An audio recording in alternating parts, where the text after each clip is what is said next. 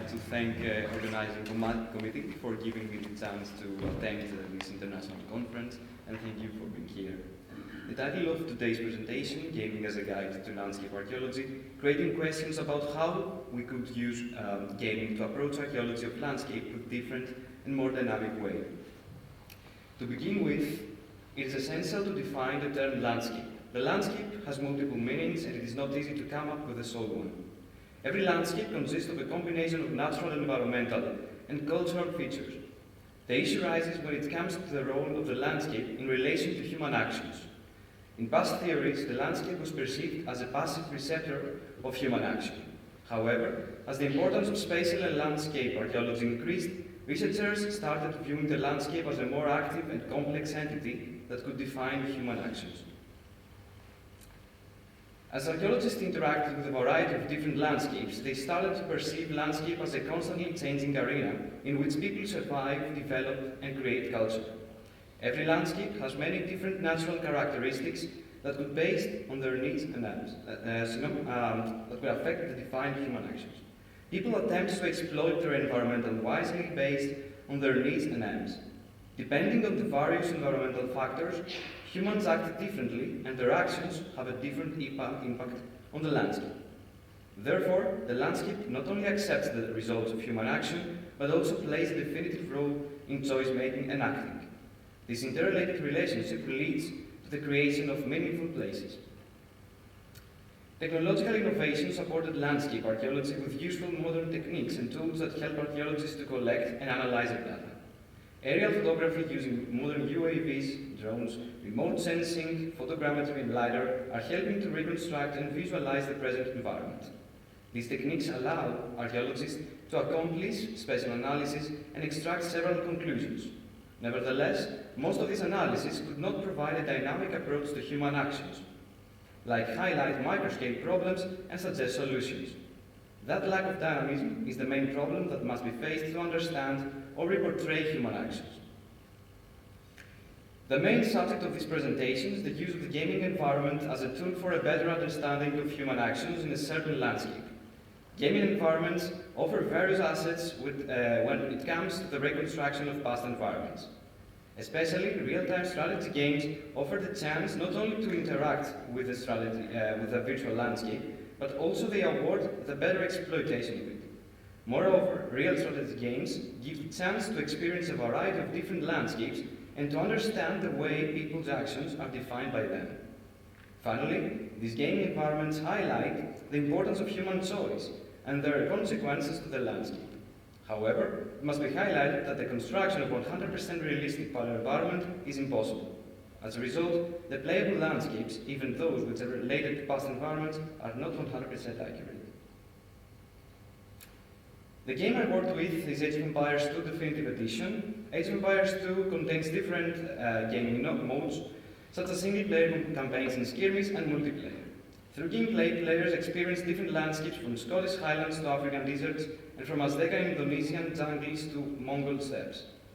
Players improve their ability to establish an ideal economy, build up their military base, and dominate their enemy either economically or militarily.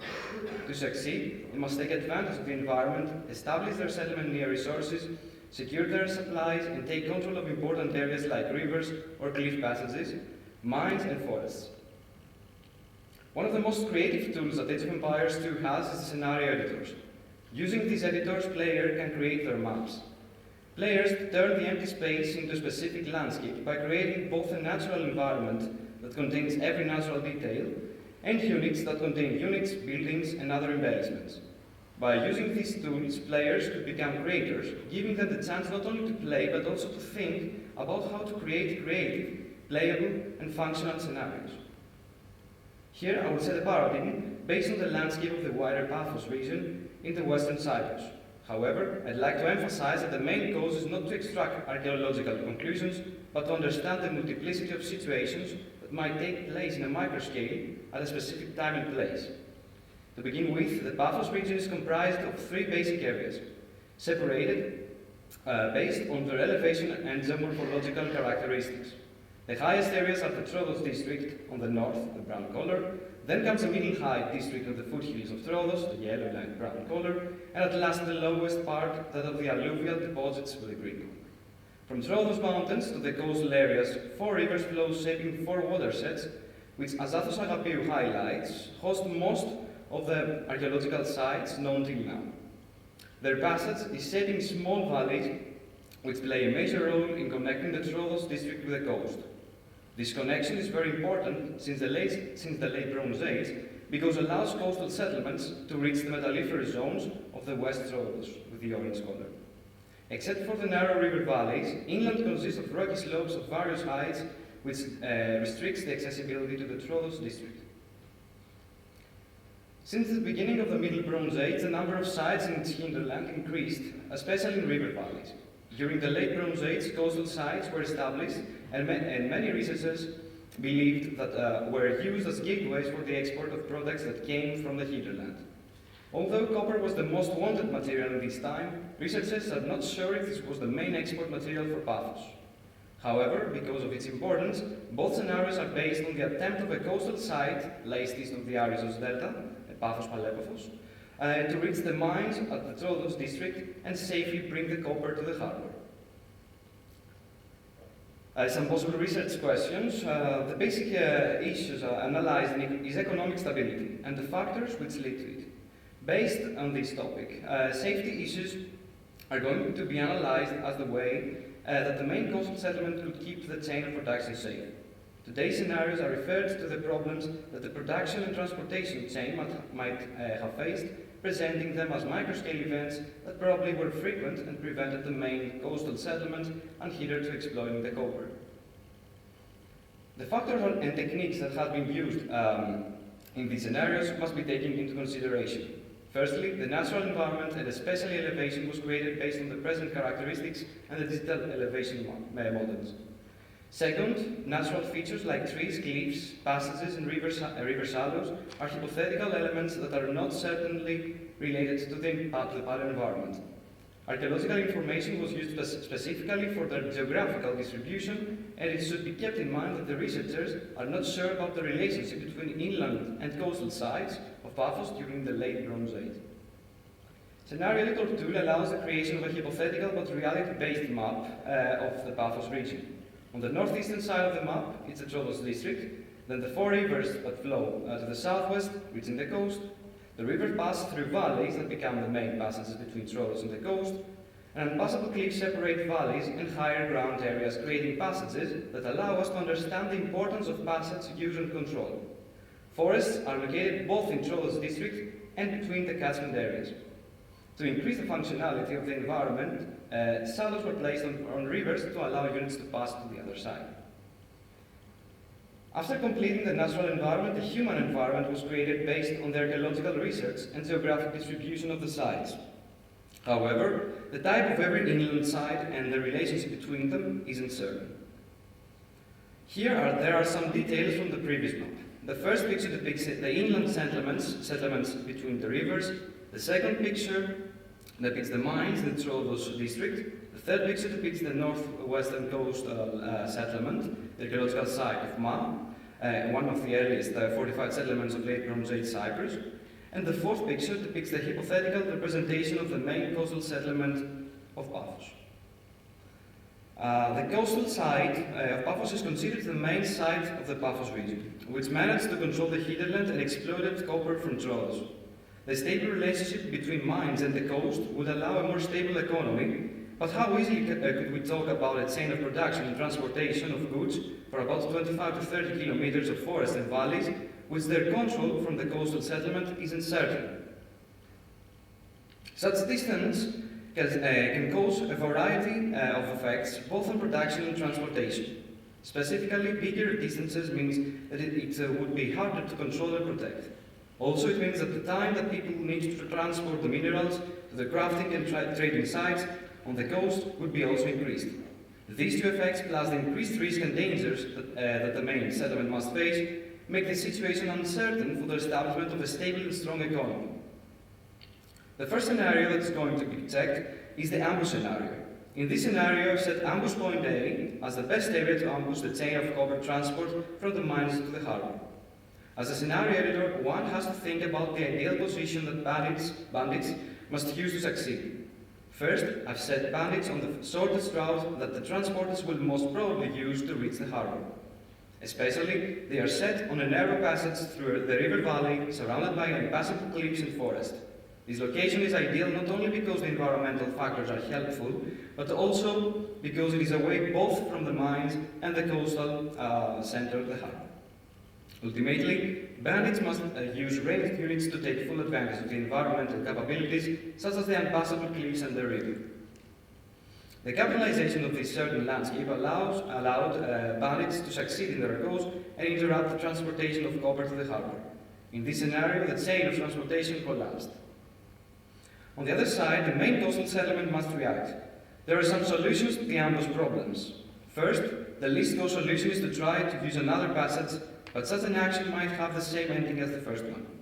As it was marked, the awareness of the landscape, the routes, and the routes, and accessibility to an area gives a huge advantage.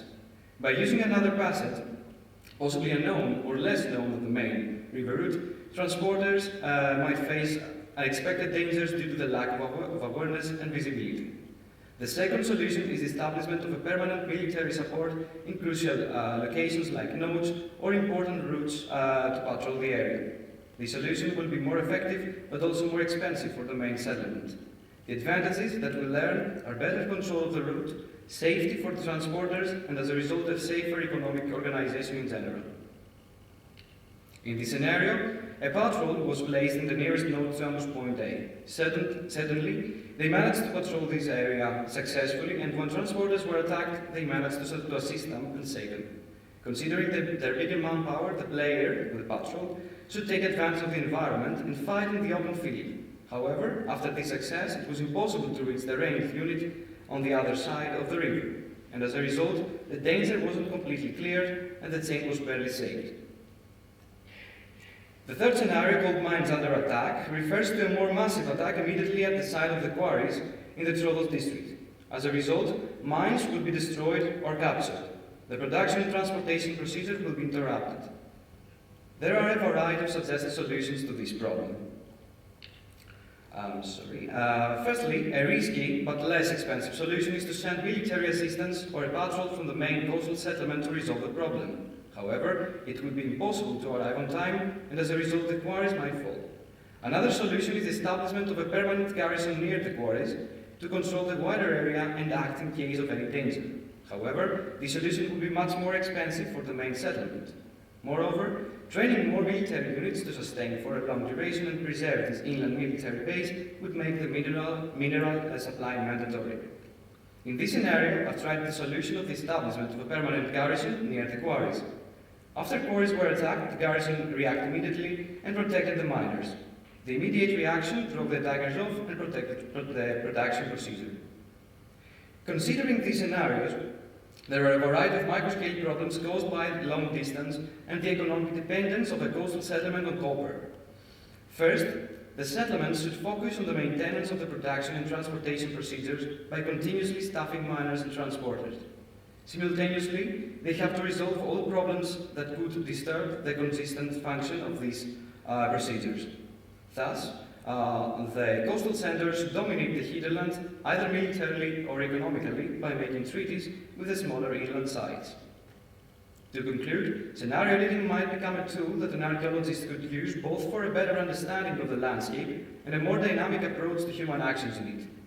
Through gameplay, players must take the right choices to complete their missions, thus they interact dynamically with the playable environment correlated with the human problems and reactions.